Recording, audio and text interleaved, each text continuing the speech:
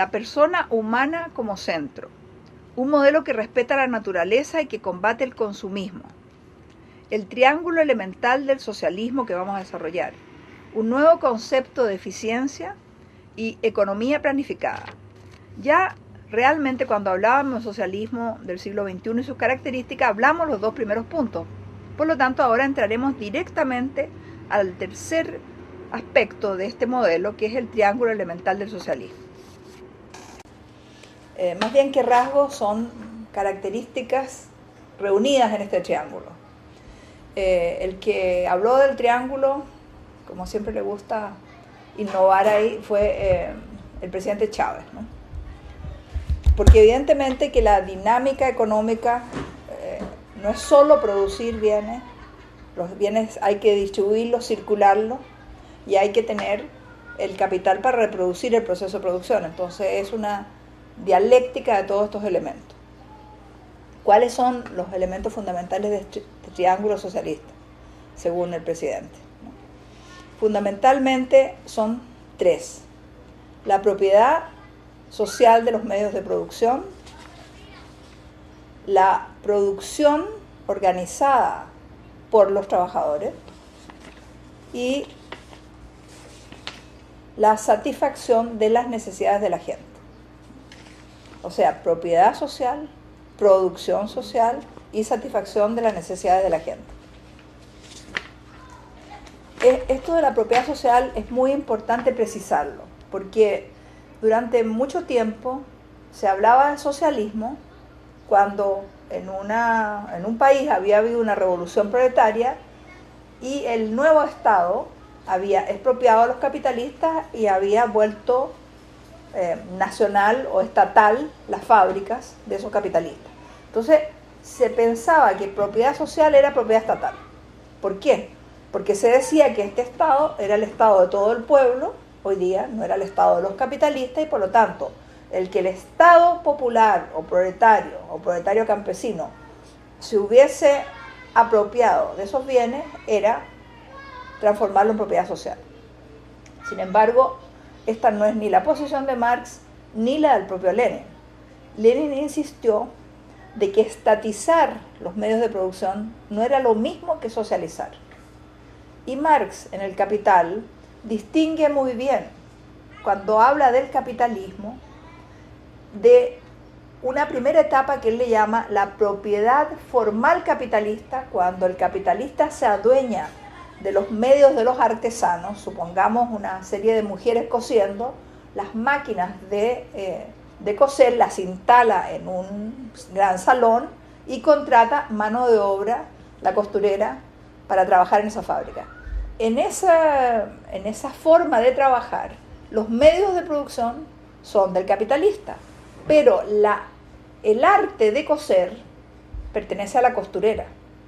No es el caso hoy de las grandes máquinas que producen las ropas en forma casi mecánica, ¿no es cierto? Que te cortan por máquina, te cosen. Bueno, todavía en la cosa textil siempre queda algo manufacturero, algo manual, ¿no? Pero en otras industrias la automóvil ya ha desaparecido casi pues el trabajo del artesano, ¿no? Se transforma la máquina herramienta, es la que suple todo el arte del artesano.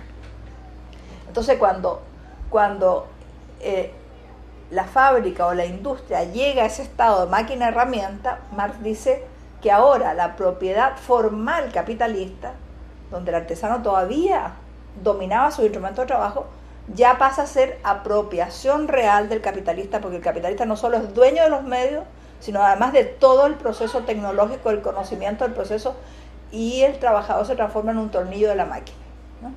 Bueno, trasladando estos conceptos al socialismo, pudiéramos decir que en el caso de la propiedad estatal de los medios de producción, tenemos una propiedad formal socialista solamente, pero la apropiación real del proceso, que debería ser de los trabajadores, no ocurre cuando tú trasladas una fábrica del capital privado digamos, del dueño capitalista privado al dueño Estado popular del proceso de transición que se está dando. Porque, la mayoría de las veces lo que ha ocurrido es que la fábrica sigue funcionando exactamente igual que antes, ¿no? Con la diferencia que ahora el gerente es un personaje, digamos, puesto por el Estado y la propiedad es del Estado. Pero el proceso de producción no se distingue. Y por eso es que hay un sociólogo francés, que hablaba de sociedades industriales, para hablar de las sociedades capitalistas y la sociedad socialista. Porque en el proceso productivo, una industria de automóviles soviética y una industria de automóviles francesa no se distinguían. Por lo tanto, para que realmente haya propiedad social, se requiere apropiación por parte de los trabajadores del proceso de producción. Eso es fundamental. Y eso es lo que Lenin llamaba la socialización del proceso productivo, ¿no? Por lo tanto, hemos insistido, ¿qué pasó históricamente? Que vino la revolución proletaria rusa, después se transformó, ¿no es cierto?, en la Unión de Repúblicas Socialistas Soviéticas, pasaron las fábricas a mano del Estado. Lenin decía claramente, el capitalismo de Estado socialista, en el socialismo con un gobierno proletario, es uno de los primeros pasos para construir el socialismo. Pero eso que era un primer paso, cuando ya se dijo en la época de Stalin que el Estado era el Estado de todo el pueblo y por lo tanto la propiedad era de todo el pueblo, ya entonces eso que para Lenin era un paso hacia la socialización se transformó en la característica del socialismo soviético, ¿no? Eso es lo que, decíamos, el presidente Chávez rechaza, porque no podemos pensar que nuestro socialismo del siglo XXI consista solamente en expropiar a los capitalistas y mantener el proceso productivo, porque el socialismo que quiere, ya decíamos, la meta final del socialismo es el pleno desarrollo de la persona humana. Y una de las características para que exista ese desarrollo es que se elimine la diferencia entre el trabajo manual e intelectual. O sea, la idea de Marx es de que sea posible en el proceso de trabajo que todo hombre y toda mujer se realicen no solo en lo manual, sino que también poniendo su capacidad creativa, el aspecto intelectual. Y que vaya entonces disminuyendo la diferencia o la división entre trabajo manual y trabajo intelectual. Entonces, estos elementos son fundamentales para entender la cosa. Y es interesante, yo acabo de tener acceso a un texto escrito en 1971 en Chile, por el Partido Socialista Chileno, ¿no? Y ese partido, en ese momento que nosotros tuvimos, y yo siempre he dicho que en Chile tuvimos más participación de los trabajadores en las empresas que en los países socialistas, ¿no? Ahí este partido, el partido de Allende, decía, ¿no?, que uno de los objetivos de la participación de los trabajadores en la gestión de las empresas del Estado, porque recuerden ustedes que en la época de Allende nacionalizó o estatizó las empresas estratégicas, decíamos anteriormente, ¿no? Había el área de propiedad social, que se llamaba, y el área de propiedad mixta y el área de propiedad privada. Estamos hablando de las empresas del Estado. El Partido Socialista decía, el desarrollo integral de la personalidad humana es el objetivo, ¿no? Y que teniendo el trabajador los mismos derechos que cualquier ciudadano, porque la Constitución dice que todos los ciudadanos y ciudadanas tienen los mismos derechos, resultaría paradójico que en el seno de las empresas donde trabajan no se le confiera igualdad de derechos a los trabajadores. Eso es interesante, ¿por qué? Porque, por ejemplo, en el caso de Venezuela se ha dicho mucho que las empresas estratégicas del Estado, como la PDVSA, no debe haber cogestión porque es peligroso, porque es una empresa tan estratégica que tú no le puedes entregar a los trabajadores la conducción de la empresa. Yo creo que hay que distinguir entre participación de los trabajadores y transformar en dueños de una empresa a los trabajadores, porque evidentemente que el petróleo no es de propiedad de los trabajadores del petróleo. El petróleo es una riqueza de la nación venezolana y por lo tanto los trabajadores deben participar, pensamos nosotros, pensamos muchos, ¿no?